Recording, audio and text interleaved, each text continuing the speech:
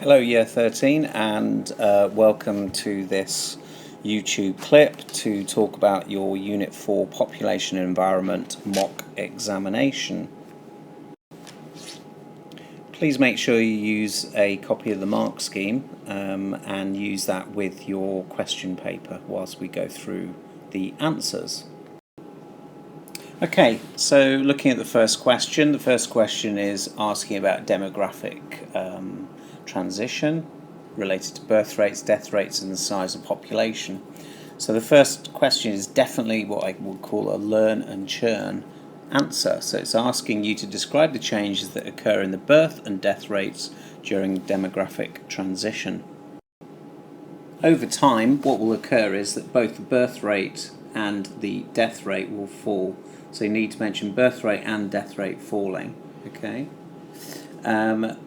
But then what happens after that? You can't just say it just both falls. You need to then say that it levels out, or it remains stable. Okay, it stabilizes or fluctuates. For the second question, it wants you to describe the changes that occur in the size of the population during demographic transition.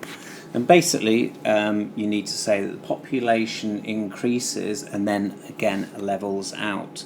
I think many of you were getting the kind of half the question correct, but not finishing off. So population is going to increase, but it does level out.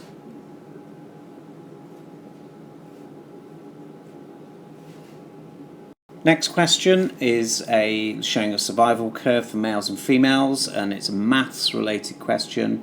And all they want you to do is calculate the percentage difference in the average life expectancy for females compared with males. And it does say to show you're working. Okay, so first of all you need to look at what is the 50% survivor rate. So at this point it's at 50,000. Okay, so if we draw a line better than I'm doing at the moment, and then you can see where it transects, and so you can see that the male is going to be there and the female is going to be approximately there. The two figures you're then looking for are basically either 79 or 80 and 84. So that gives us a difference of 5 or 4, and all you then have to do is to divide the 5 with 84, so 5 divided by 84, and in that case equals 5.9%. But there are lots of different answers if you had 4 and 79, for example. Notice it's to one decimal place. Okay, if you got 5.95, then you show that second decimal place. Question 1b2, it says suggest one reason. Well, there are many different reasons for this. The main thing is if you're going to give a reason, you've got to name it. So a named disease, for example, or a named risk factor. So things like heart disease, prostate cancer, obesity, stress, exercise, driving, war, smoking, alcohol. Notice in the comments in the mark scheme that you can't get the mark for a neutral answer. So you can't just say whether someone has a better lifestyle or more fitness, or related to they drink more, or what is it about drinking more? It's related to alcohol. So be very careful with that style of question to be specific in your answer. Question 2 is about the nitrogen cycle. They give you a nice simple diagram here, and then they want you to say which process is related to nitrification, and if you've done your revision you will all know that it is R, and that is a simple answer. I think 2b is a bit trickier because they obviously have talked about microorganisms add ammonium ions to soil, and they want you to talk about another process. So what you can talk about is the fact that proteins or amino acids are broken down by saprobiotic microorganisms or saprobionts. In the examiner report they talk about the fact that people knew it was a saprobiotic microorganism, but many missed the second question related to the fact that referring to the breakdown of a named nitrogen containing compound such as protein, simply referring to dead or organic matter or feces. and some limited their answers by talking about nitrogen fixation or denitrification. 2C is quite a nice question. It talks about ploughing and how it aerates the soil. So how would it affect the fertility of the soil? Well, very simply, it would increase the fertility of the soil, basically because you're getting more nitrate formed, and therefore there's no denitrification, so there's fewer denitrifying bacteria. Okay, or you could say there's more nitrifying bacteria. It's because your process R is being increased. Okay, so as it says, as you can see, the answer there. Okay, right. Okay, 2D. 2 questions there, 2 marks, sorry, related to farming practice. Suggests 2 ways in which crop rotation may lead to a higher crop yield. 2D is looking at crop rotation, how it can lead to higher crop yields. Quite a few answers you can give here, but basically you're growing crops that have plants that have high nitrogen fixing bacteria. Also, you've got different minerals and salts and nutrients from the different crops you use, and also you're not going to have pests, residual pests remaining in the soil from year to year because you're using different crops. You could also grow legumes. Remember, legumes contain nitrifying bacteria. Okay, so they add nutrients to the soil. And that's something that many students didn't really get in terms of the fact that nitrifying bacteria are in the root nodules of legumes. You could accept, as it would have accepted as well, that there was a fallow year. In other words, you leave it and you don't grow any crops, or using different amounts of ions or nutrients. Question 3 is looking at gross productivity and biomass, and they give you some information. And then 3AI, it suggests appropriate units for gross productivity. I have to say there were quite a lot of answers that were wrong, basically, either missing units of mass or energy, or just energy, just mass, and just not very well done. You need to really revise this section. What you should have done was you should have got basically the following, if I can get the correct thing up. So it's kilojoules per meter squared per year. Okay, all right. So it's got to include energy, area, and time. 3A2, explain the decrease in gross productivity as the woodland matures. Again, some of you were kind of getting the wrong end of the stick here. Really, all they're looking for is you to talk about how it reduces photosynthesis. So why does photosynthesis reduce? Well, basically the woodland is mature, therefore there is less light or there is more shading. Quite a lot of students went on to talk about increased respiratory losses, for example, okay, and that's confusing net productivity with gross productivity, so just be very careful with that. 3B is quite a simple answers. Basically, it's using your knowledge, so again it's learn and churn, looking at succession, so they want you to talk about pioneer species firstly, and then how over time abiotic conditions change, you get more habitats or niches, and then you get an increase in number and species diversity of plants and animals. Most students did very well on that question. Now 3C, it talks about using your knowledge of net productivity to explain why biomass shows little increase. So I would probably start off with saying, well, what is net productivity? So this is gross productivity minus the respiratory losses. So the decrease in gross productivity can be related to the fact that there's an increase in respiration possibly, and less photosynthesis. Final question suggests one reason for conserving woodlands. I don't think you need to know very much about A-level biology for this. In terms of conserving, protecting habitats, reducing global warming as a source of medicines, etc. There's lots and lots of answers for that. You could also accept tourism, looking at recreational activity as well. Okay, question 4 is about codominance and also about sex alleles as well. Nice question because it looks at inheritance and it also talks about Hardy-Weinberg. So the first question, explain what is meant by codominant alleles. So the response is that both alleles are expressed in the phenotype.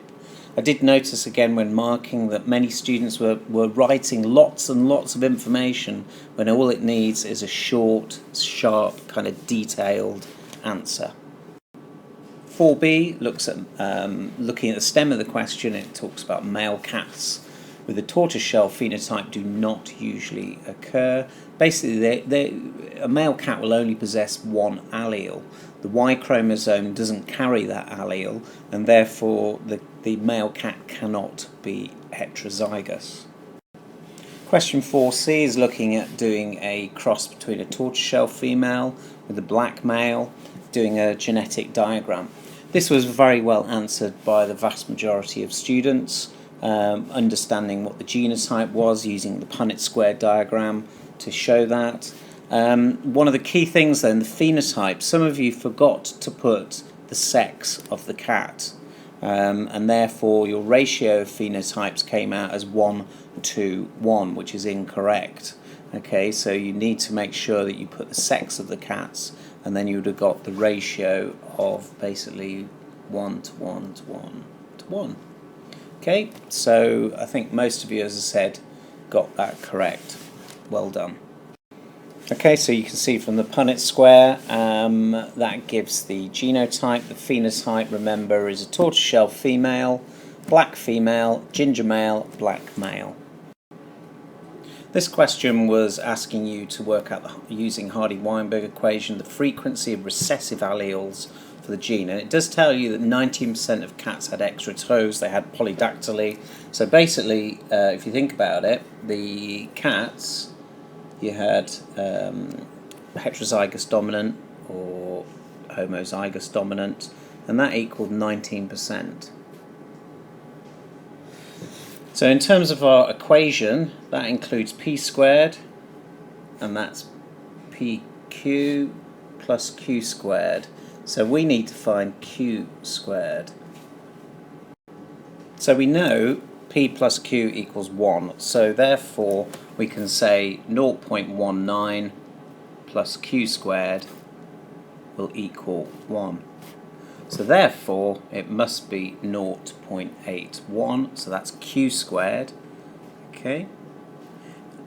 And if you work out q, which is what we're trying to find out, the recessive allele, so q equals the square root of 0.81, and that equals 0.9. I think a key thing is to remember to always convert the percentage into a ratio, okay? Alright, so 19% is going to be 0.19. Also, I would write out the Hardy-Weinberg equation. That would help you work out what you're trying to do. I'll be honest, that wasn't the easiest of Hardy-Weinberg, but hopefully you've learnt from looking at my example. Okay, 4D2, again I think some students found this quite difficult, but if you read the question carefully it makes sense. So looking at, it says describe how this would affect the frequency of the homozygous genotypes. Well, we know in terms of homozygous genotypes there's two. There's either homozygous dominant or homozygous recessive.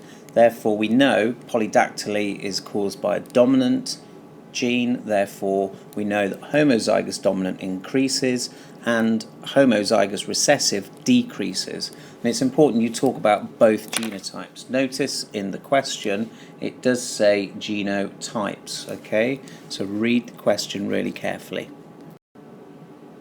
Question 5, going on to looking at photosynthesis, they give you a very interesting diagram that you've probably never seen before, and they ask you, 5a, what measurements should the student have taken to determine the rate of photosynthesis? So all the answers to question 5a is looking for is just the fact that oxygen is produced, okay? It's not being taken up, it's being produced by the photosynthesizing algal cells. Question 5b is quite nice in terms of looking at two factors which should be kept constant during the investigation, so kind of how science works. You could have had intensity of light, or the amount or the mass or the number of algae or photosynthesizing cells, amount of carbon dioxide, and also a set amount of time. Could have also had the distance from the light. 5c is checking on your understanding that basically as pH increases, more carbon dioxide is removed for photosynthesis. Some students found that quite difficult in places, okay. Weaker responses often confused carbon dioxide with oxygen and respiration with photosynthesis.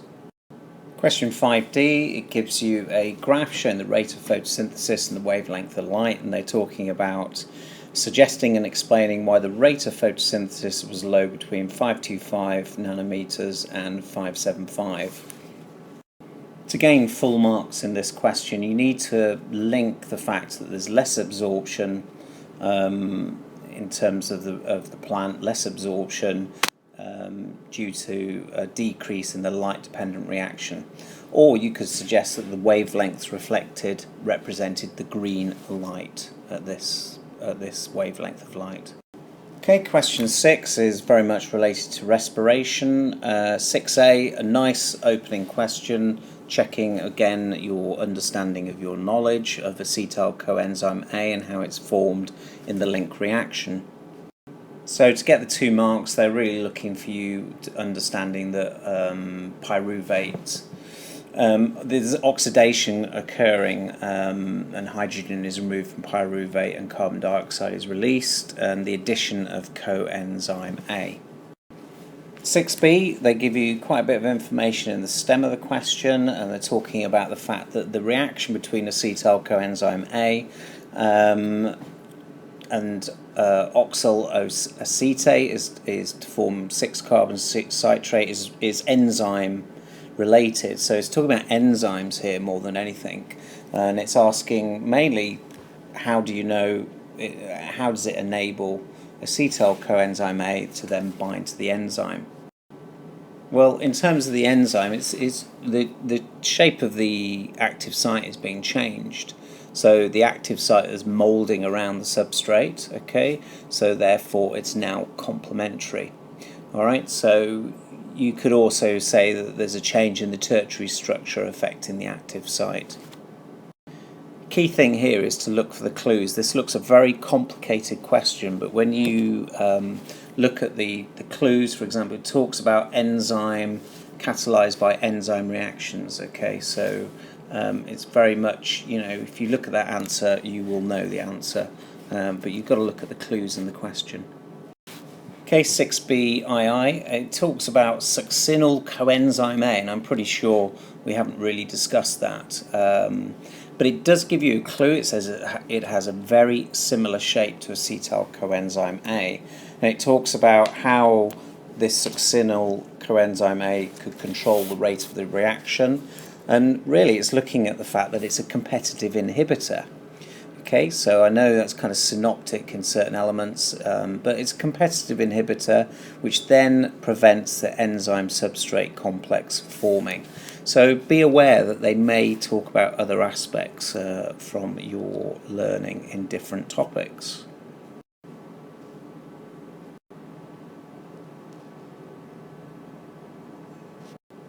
Six C is checking on your understanding of anaerobic respiration. So 6CI is looking at why does converting pyruvate to lactate allow the continued production of ATP during anaerobic respiration. And basically, you should know, if you, again, this is kind of learning basically in your books and your notes, it regenerates. It basically oxidizes reduced NAD, and that's used in glycolysis. 6C2 is looking at the fact that some of the lactate is converted back to pyruvate, when they're supplied with oxygen. So one advantage, basically it can enter the link reaction, or it's used, I think the main answer is it's used in aerobic respiration. Also you could have said that it reduces cramp or fatigue as well. Notice that you've got to talk specifically, don't say things like it reduces muscle ache. You've got to be very specific that it reduces muscle fatigue. Okay, now on to a big question here. Question 7, 15 marks. And this is really important to say that your grade boundaries are so small that this type of question can change your grade dramatically. It's really important that you look at all the evidence, all the information that they give you. You will get a 15-mark question. You'll get two 15-mark questions. This one is very much about evaluation, summarising conclusions, thinking about the information that they give you. So it's really, really important you practice this style of question if you found it difficult this time around. So question 7a is asking you to suggest how climate change could cause an increase in soil salinity. So it's asking for why would soil salinity increase, as it has mentioned in the stem of the question. The first obvious one is an increase in temperature, okay? But you then need to go on to get the second mark. You need to say, well, how will that affect soil salinity? And well, basically you'll get evaporation of water from the soil. So if you get evaporation of water, you get higher salinity. It's as simple as that.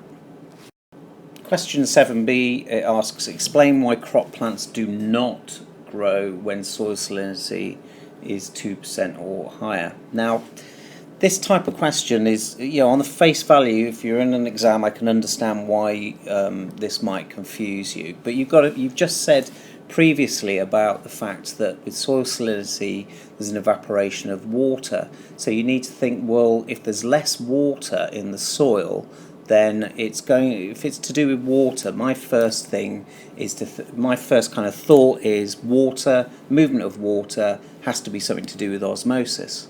So the answer is basically asking you to mention that basically the soil has a reduced water potential.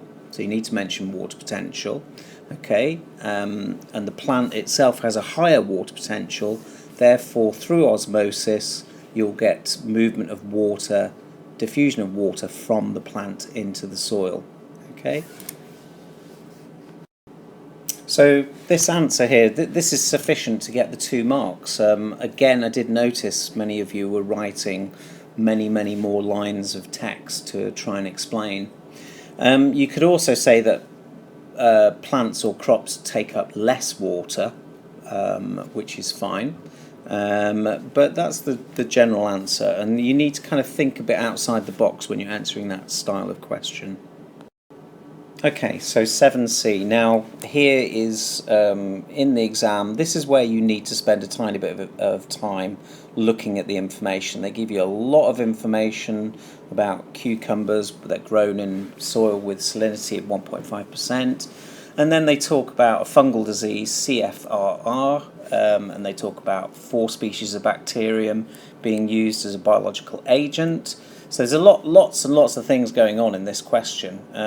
You need to, again, I wouldn't get too concerned about the fact that you don't know what the biological agents are. It's more about the information that they give.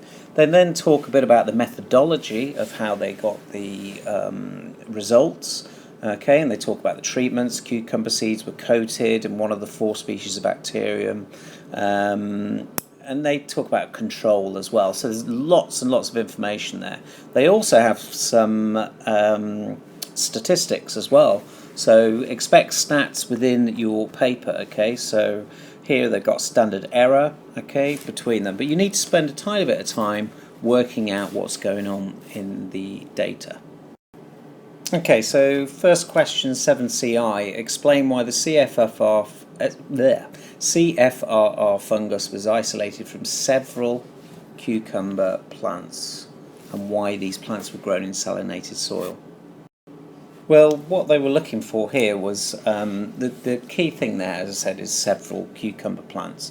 If you collect it from several cucumber plants, then basically you're going to obtain different strains from different types of cucumbers. Okay, so it's ensuring you collect a variation of CFR. In terms of growing in salinated soil, well, that's the natural normal conditions they're normally grown in. That is in the stem of the question. Now, in this question, unfortunately, some of you did kind of get the wrong end of the stick about when fungus was isolated from several cucumber plants, because some of you thought that it was a method of preventing the spread of the disease, or another misconception was that it suggested that collecting from several plants ensured that the fungus was the same, which it is not. It's from different, you get different strains of fungus from different types of plants. Okay, so 7C2. This is a really effective discriminator for your examiners. Okay, you will be expected to evaluate the effectiveness of something or other in the exam. In this case, it's the effectiveness of bacteria as biological control agents. The better answers kind of split that up, rather than kind of going straight in and giving lots and lots of information that seemed a bit higgledy-piggledy. People who got the full marks were really clear with their points. And I think it's really important when you write your answers, you've got to remember your examiner, i.e. a teacher, i.e. someone like myself or Mrs. Miller, for example. When we're looking at the answers, we're going to, if we can see a well-structured answer, it's just psychologically better in terms of giving full marks and giving benefit of the doubt. So make sure your answers to the longer answer questions are really succinct, to the point, and they're organised. If you look at the mark scheme, the first key thing is looking at the data as well, is that the number of disease plants is decreased by all bacteria. That's the first main point. You would then need to go on and actually talk about which were the most effective bacteria, which were the least effective.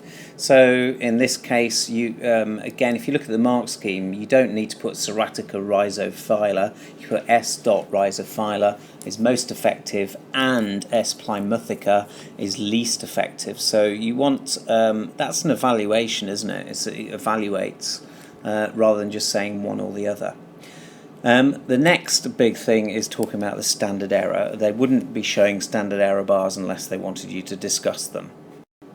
So in terms of standard error, it mentions nothing about what is standard error. So I would mention it in your evaluation that if basically there's no overlap of the standard error, then it indicates a difference is significant. That's all you need to do. Or you could say the opposite, that if standard error does overlap, then indicates there's no significance. And then you need to give an example. Obviously it's only 4 marks, you don't have to describe every single minutiae of detail, but you need to mention maybe something that is significant and something that isn't significant. So for example, you could talk about some of the bacteria, so overlap of standard area of S. plymoutheca with the control, or for example, there's no overlap of the standard error for S. rhizophylla with the control B. So, if you break that down, it's not a difficult question, but it is, for the examiners, that is a really good discriminator. And it's important you take your time to answer those kind of things correctly, because it's worth 4 marks, and it's just about evaluating the data that they give you. Okay, question 7C3. Before we go on, you really do need to know why you have a control in an experiment. Okay, and this is a really good example of this style of question. The first thing, most of you got the 1 mark at least, knowing that it's a comparison. You're comparing, so you need to make a comparison between control A and the treatments. The second mark, though, a lot of students didn't then go on to say, well, it's basically then to see the effect of adding fungus or having no fungus. It shows the effect of fungus in the soil. That will get you the second mark. Okay, question 7D is kind of taking a different direction now with this question, and you find this with the 15-mark questions. They don't tend to stay on the same level, and then they're going to be just testing something else. In this case, it's talking about bacteria and how it may stimulate an increase in dry matter cucumber plants. So you need to think, well, where else would I find bacteria in terms of helping plant growth? And you need to kind of use your Philodex of information in your brain and think, well, it's something to do with the nitrogen cycle. So you know that bacteria are nitrogen fixing, okay? So you need to think, well, they're probably nitrogen fixing, and therefore that would increase the mass. You could also think about it reduces infection possibly, or it produces growth stimulating substances. So again, you don't have to talk about nitrogen cycle, we can talk about other things. But it does say suggest. Most of the incorrect answers to this question were related to the fact that they were saying that bacteria is producing extra carbon dioxide from basically increased photosynthesis. Again, that's obviously incorrect.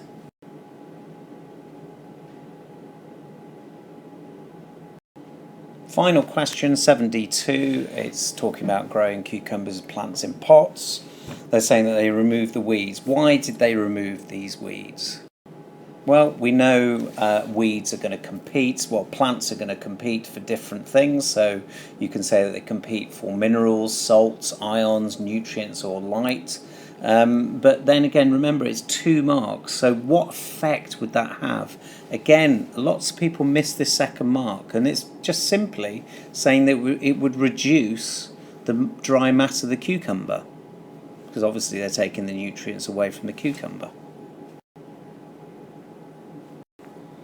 So that's your 15-mark question there, and I think, as you can see, it's a really good example of the fact that you've got to use different skills, evaluation, summarising information, using your knowledge in unfamiliar ways, okay, so you need to think carefully of what kind of answers. They can ask you pretty much anything, and as you can see, you even had a bit of statistics in there as well. So what I suggest you do, if you found that question difficult, please use the exam bank that is in the Sixth Form Centre, and you can practice all the Unit 4 15-mark questions. Okay, on to question 8, and again another 15-mark question, this time split into 3 longer answer questions. So this is a really good opportunity to show all the revision you have done. A lot of these questions are basically learn and churn, and so they obviously want specific detail, but these are the kind of things that you can really revise. These longer answer questions, you shouldn't be a problem if you have done effective revision. So question A is all about isolation of species and how new species could have evolved, and it's really clear that, again, some of you missed some very easy marks, and I would put that down to a lack of revision or not using key terminology at times. So all that's looking for is on key terms related to, for example, many of you forgot to mention geographical isolation. Okay, so not using that word meant that you lost one of those potential 6 marks. Most of you went on to looking at variation due to mutation. You looked at the fact that the gene pools were separated, there's no interbreeding, different selection pressures because of different conditions or habitats. Then reproductive success is different, and then it leads to a change or an increase in allele frequency. If you look at the mark scheme as well, they will, I mean, there are different marks you can get. Obviously, naming a abiotic or biotic condition, or saying that alleles are passed on to the next generation. But I think you also need to, I think many of you weren't saying that basically you'll get an increase in allele frequency. Question 8b, it was basically looking at your knowledge of mark release recapture method to estimate the numbers of lizards. On the whole, this was very well answered by students. Most of you realising that you have to capture, sample them, mark and release. Many of you realising that the method of marking, it was important that they weren't visible to predators. I think the third mark that many of you didn't get was saying that you've got to leave a sufficient time for the lizards to be distributed, randomly distributed or distributed evenly. So you didn't specify the fact that you would leave it for a sufficient time and therefore lost that mark. And then many of you use the equation, which is brilliant because the equation is not in the stem of the question, and so that can be used. Okay, there's the answer. There's no additional commentary related to that, and it's quite a nice simple answer. Okay, 8C, again, this in the examiner's report they say that this was a really good discriminator, providing a good spread of marks. I think there were some really good answers here, providing detailed accounts of the relative effects of photosynthesis and respiration on the concentration of carbon dioxide over 24 hours and at different heights. However, I think some of you kind of, again, because you didn't talk specifically about what they wanted, which was over the 2 bullet points, and I think some of you missed certain marks there. So the kind of answers you were looking at was basically with a higher concentration, increase in carbon dioxide linked to respiration in the night. There's no photosynthesis in the dark because it's over the periods of 24 hours. In light, net uptake of carbon dioxide is, they use more carbon dioxide. And there's I think at different heights you need to talk about the different concentration of carbon dioxide as well. And there's fifth one, at ground level, less photosynthesis, there's less light, there's more microbes as well producing carbon dioxide. More difficult question that, but a good discriminator. Okay, and finally, obviously to help you with your revision, remember the Biology exam bank. It's located in the Sixth Form Centre. It's a really great way to practice your exam skills. It's got all the past papers for your exams, both Unit 4 and Unit 5, but also Unit 1 and Unit 2 as well if you do get any resits. Obviously, if you do finish it, what I would like you to do is to take out the paper, maybe do it in the Sixth Form Centre and then mark it yourself and put it back. When you've completed it, can you please put a star, give yourself a star next to your name so that we can kind of keep tabs on how you're getting on. And we'd be really pleased to hear how things go.